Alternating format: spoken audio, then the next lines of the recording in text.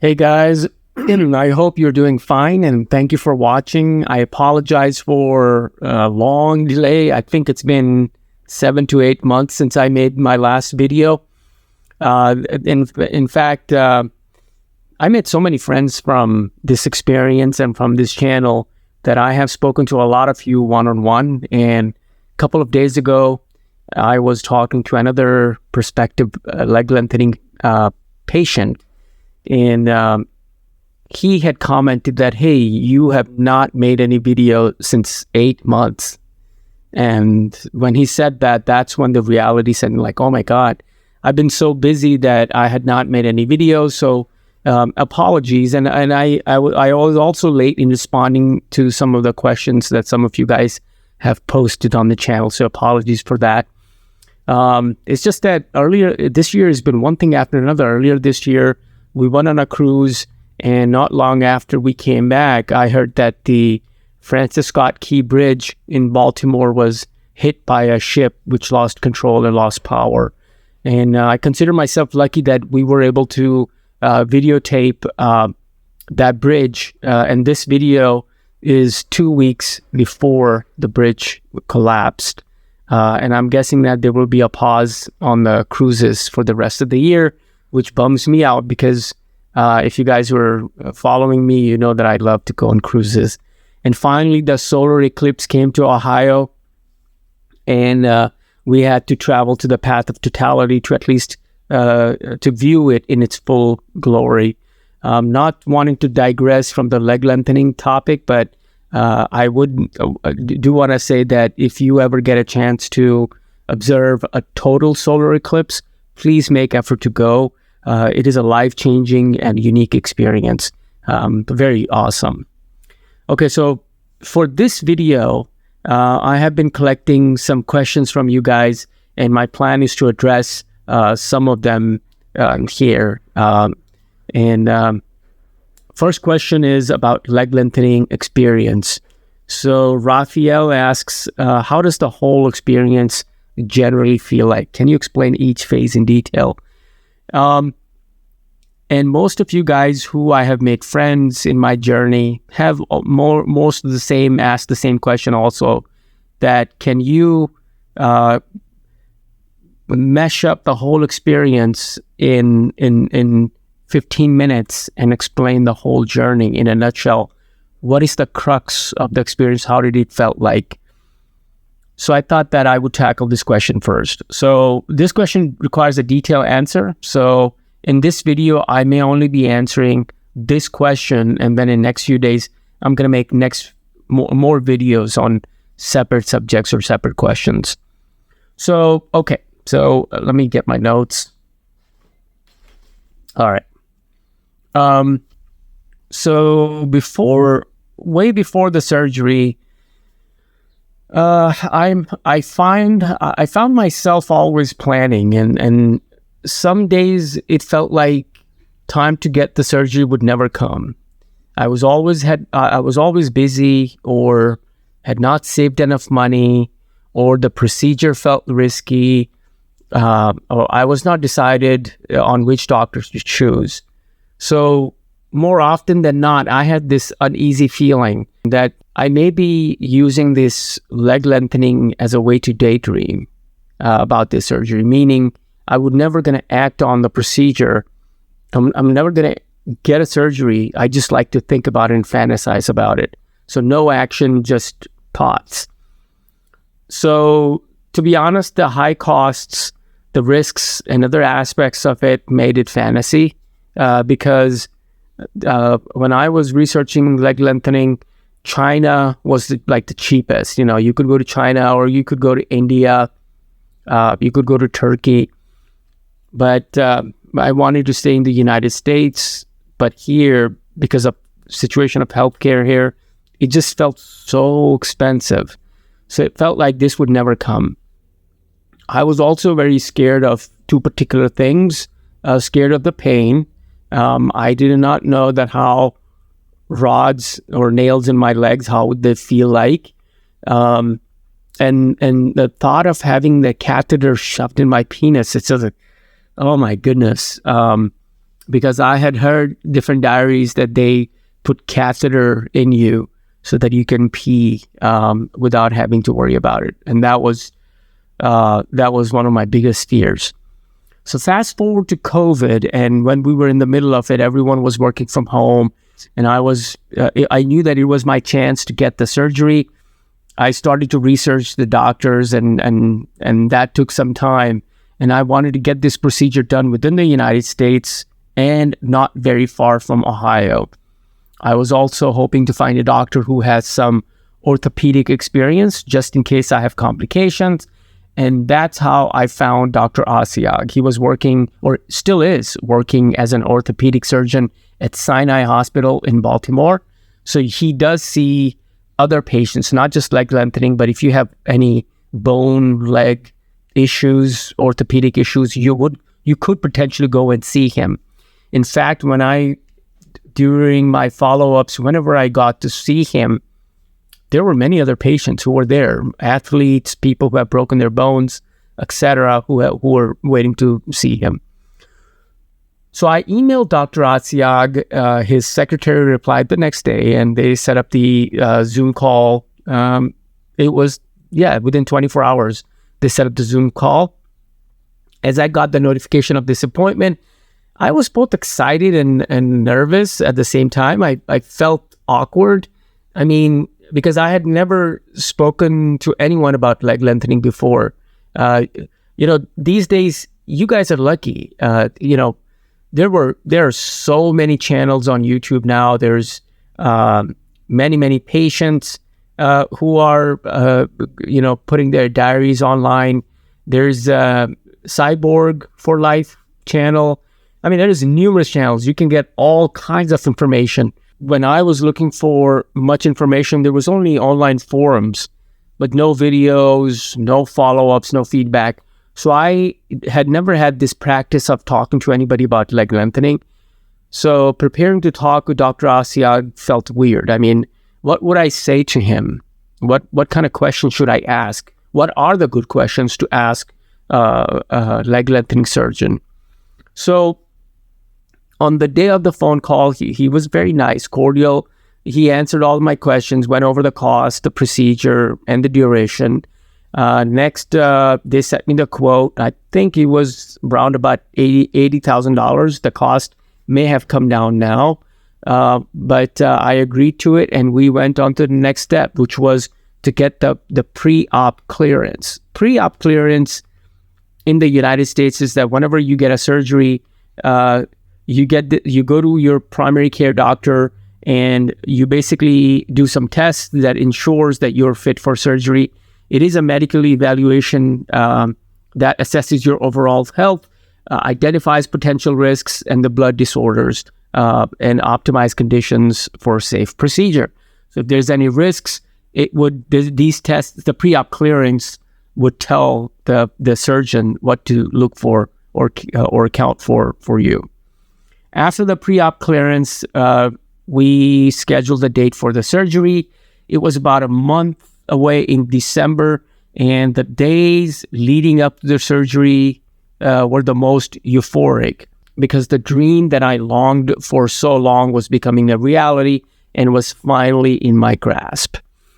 And I read once about this phenomena, that the anticipation of an exciting event, like a vacation or getting a salary, your salary pay raise, often brings a feeling of euphoria and heightened happiness. This is because the anticipation and imagination of future pleasure can be very stimulating and rewarding psychologically. So I found this to be true with leg lengthening as well. As the days were approaching, so does the euphoria was, I was plateauing in the euphoric effect. So we booked an Airbnb.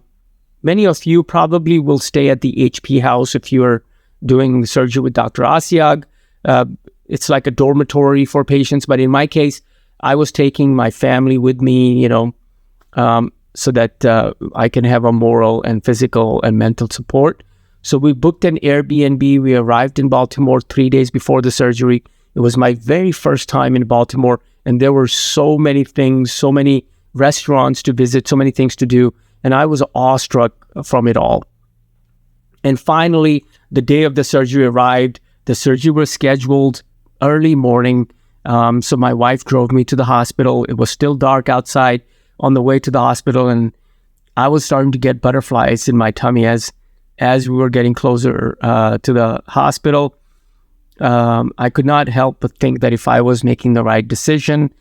As I was walking into the hospital, I kept telling myself, there is still time that I could turn back and all of this would not happen. Because there is a chance that, the surgery could get messed up and I would be crippled for life. So, I was there was a minor panic there. But when I went on to the check-in desk, I was taken to the patient room. Not long after, Dr. Assayag came with his assistant. They prepped my legs by shaving the sides of my femur. And the anesthesiologist came and explained how he will use nerve block on my legs and also will administer anesthesia to me. And they had also started the IV right in that room. And pretty soon, they were ready to wheel me into the OR. The anesthesiologist administered the anesthetic on the way to OR, which is why I was knocked out way before we arrived in the OR. I don't have a recollection. I just know that they start to wheel me out of the patient room. And right there, just like 1, 2, 3, lights were out. And I remember waking up in a room, a nurse came and checked my vitals. Soon after, Dr. Assayag came, made his rounds, and made sure everything was okay. I was still a little bit doozy, kind of drowsy, and I spent the day laying down. And slowly, as I came to my senses, the very first thing I checked was that there was no catheter in me. And kudos to medical staff, they took it out before I woke up. They had given me this bottle to pee, which worked perfectly for me. Later in the day, food came, and after eating the food, I felt more awake. At this point, I still could not feel my legs. I wiggled my toes to make sure that I was not paralyzed. And as the night came, I had all these crazy thoughts. I kept wondering, what if the sensation in my legs would never come back? What if I had screwed myself forever? Sometime amidst these thoughts, I fell asleep. Now I know that it was taking longer for my legs to be mobile again because of that nerve block that the anesthesiologist has used. So, which was a good thing, so that there would be no pain. But I was just paranoid about it. The next day I woke up and the nerve block was wearing off and I was slowly able to move my legs. That afternoon, inpatient therapy came and helped me take my very first step with a walker. It was an awesome feeling, being able to stand and move after surgery. The therapist also helped me walk up the steps. So those exercises were the ones that told me, like, okay, the surgery is successful. I was discharged later that day, the end of, I think, second day at night. And the hardest thing to get used to when I came home, the hardest thing was to get used to the simple things that we do every day. We take it for granted, like taking shower, going to the bathroom, sitting on the floor. I also missed sleeping on my tummy. I could only lay down on my back. And after about a week after the surgery, I started my physical therapy. And after that, leg lengthening. The physical therapy made a world of difference. The therapy staff at Sinai Hospital, they made me feel comfortable getting on my stomach and do other maneuvers. And Sinai's therapy department, it's I think their head therapist, her name is Kim Dahl, and shout out to her. She made a whole world of a difference. Annie and a lot of other therapists, I went to them as well, and they helped. And I was so excited when I did my very first lengthening. This is when I started to feel some sense of achievement, because this is up to that point, before I had lengthened, they had only broken my bones and put the nails in. But when I did my very first lengthening, that is when I finally felt that I was starting to grow. And and I was getting closer to achieve all the goal of all this work. And I was lengthening 1 millimeter a day. From the very first month, there was no tightening or discomfort.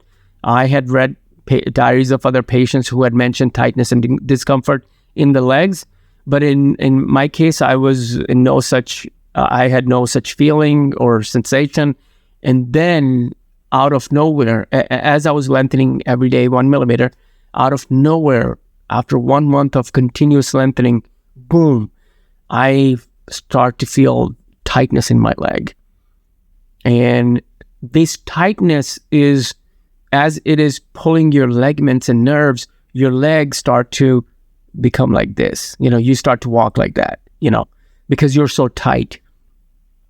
And I feel that the tightness peaked in the second month and physical therapy became very difficult. If you think about it, the whole purpose of physical therapy after leg lengthening is to restore and enhance the range of motions in your leg. They also help reduce the risk of complications and help getting the proper gait and functional movements back. So therapists achieve these goals by stretching your legs. So when you're tight already, any kind of stretching in your legs, it's going to hurt. So at the same time, at the same time that you're getting these therapy stretches, the process of leg lengthening, the bone, as the bone is stretching because of your lengthening, so is the leg muscles, tendons, ligaments, so causing them to become tight and less flexible, which is why the lengthening and therapy, at least I feel like lengthening and therapy are always at odds with each other. The physical therapy is trying to make you flexible, while lengthening is tightening you. It's making you tight. So the more I lengthened, the more stretched my leg tissue got, and it resulted in making PT more difficult. And just to be clear, it was not very painful, but uncomfortable. After each PT session, I felt I had been to a gym, and it is at this time I started to notice that my gait was changing. I was walking weird, like a robot, like don't. And I had also lost my glutes, meaning my butt muscles were gone, and my butt was like flat. That means that any jeans or anything, any shorts that used to fit you because of your butt, the butt is like a pancake, and you have to use belt or suspenders. And I was traveling to Baltimore every other week from Ohio, and I stayed in Baltimore 1 week after surgery, and after that I come back, and then I was traveling to Baltimore every other week, and I was going from Ohio. And we would do an x-ray of my legs to monitor lengthening. And 2 weeks into my lengthening process, we were noticing that callus was not forming as quickly as needed in the gap created by my new height. This put me at risk of non-union. At this point, I had already gained about 2 inches in height. Dr. Assayag recommended that I slow down the rate of lengthening and try the accordion method. The accordion method involves increasing my height by 0.25 millimeter and then decreasing it by 2.5 millimeter with the aim of stimulating blood flow and kickstarting the recovery process. So those months were the most stressful in my journey. Every week, I would hope for the best outcome, would go get the x-rays, and unfortunately, the results would be more or less the same. The only saving grace for me was that, in fact, I had weight-bearing nails in my leg. So viscerally, I knew that in a very adverse outcome, I can still be able to walk. It is just that I will be stuck with these nails in my leg. This is one reason I fear non-weight-bearing nails.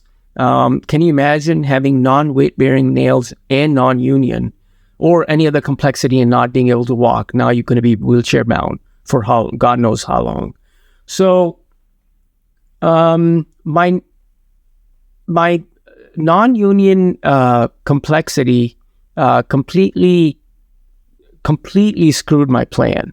My original plan was to have the surgery done, lengthen for 3 to 3.5 months, heal, consolidate for 9 months, get the nails out after a year after the surgery.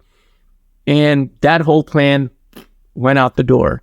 We eventually decided to stop lengthening at 60.9 millimeters. I had gained 2.39 inches, bringing my final height from 5'7" and from 5.4 inches to 5.7 inches. And after lengthening stopped, I entered the consolidation phase. This period was the most intense because, again, I had stopped lengthening and now full focus was on the recovery. 6 months into consolidation phase, the reality was starting to set that I may never be able to get the nails out of my legs. At the same time, I read somewhere that NuVasive had recalled the Precise Stride due to the possible nail corrosion. And that caused me to be paranoid about my bones having reaction and me not being able to do anything about it. I mean, if I had a corrosive reaction to the nail, I couldn't just get the nails out because my femurs were not healed or the callus were not formed perfectly. To track my recovery, I was still getting regular x-rays. At first, I was going to Baltimore every month, then every other month, then every 3 months. And each visit, Dr. Assayag and I would review my x-ray. And each time we could see that I was improving, but I was still not at the point where Dr. Assayag felt comfortable getting my nails out. Have you seen that TV show on TLC, that My 600-Pound Life, where patients go to doctor now and to get approved for a weight loss surgery, and to get approval, they have to lose certain amount of weight. And each visit, these patients are weighed, and if they're not at certain weight level, they're not approved. I felt the same way, that each visit I would hope for the good news, but come back with nothing. For the next 1.5 years, at that point, I tried everything. Sit in the sun more, take vitamins daily, ASTIM therapy. Someone even suggested taking Viagra since it enlarges your blood vessels. So theoretically, it could get more blood to my leg. So therefore, I would heal quickly.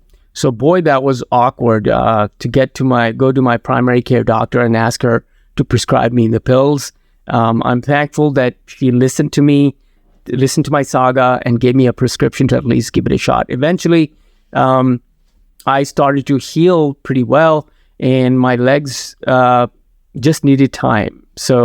And finally, 2 years after surgery, the time came when Dr. Assayag cleared me for getting the nails removed. Man, was that a happy feeling.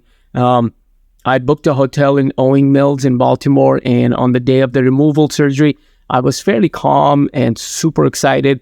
I went to the surgery center in high spirits, walked into the OR, and Dr. Assayag was there to welcome me. When I woke up from surgery, I was dizzy, but happy that this phase was behind me. I was released the same day. It was an outpatient surgery, and we were back at the hotel. We stayed in Baltimore for a couple of more days, and it was a bittersweet moment. I had been coming to Baltimore for over 2 years, and it had become a ritual to come to Baltimore, see Dr. Assayag, say hi, and then visit different places like, the aquarium or the zoo or the harbor. So today we still go to Baltimore at least once every quarter. I have purchased memberships at Baltimore Zoo, the Great Aquarium, the Science Center on the harbor, the Hyper Kids for kids to play. I also like to visit Fort McHenry and Runneth Park. We go on Carnival cruises through Baltimore Cruise Port. So whenever we do that, we tend to go to Baltimore a couple of days early and visit all these places. So this was my experience in a nutshell. While I would say when I was going through it, everything seemed crazy and it felt like there was no end. And now looking back, it feels like the whole journey went so quick. I made several good friends in the last few years, and I'm happy to have done this. There are a few more questions that I received from you guys, which I will, this video has gotten too long, so I'm going to answer in separate videos.